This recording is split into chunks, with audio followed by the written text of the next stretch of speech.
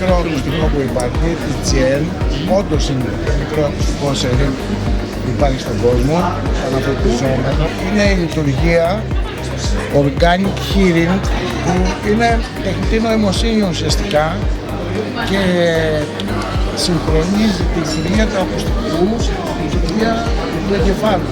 Έχει ένα μικρόφωνο ακόμη και παίρνει για να ξεκινάει να παίρνει με τη φυσική ροή του ήχου.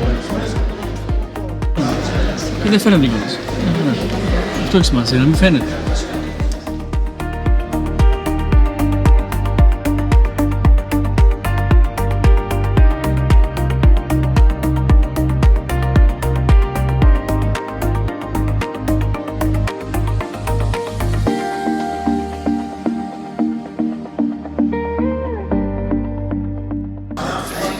Το μικρότερο αναφερτιζόμενο ακουστικό που υπάρχει στον κόσμο.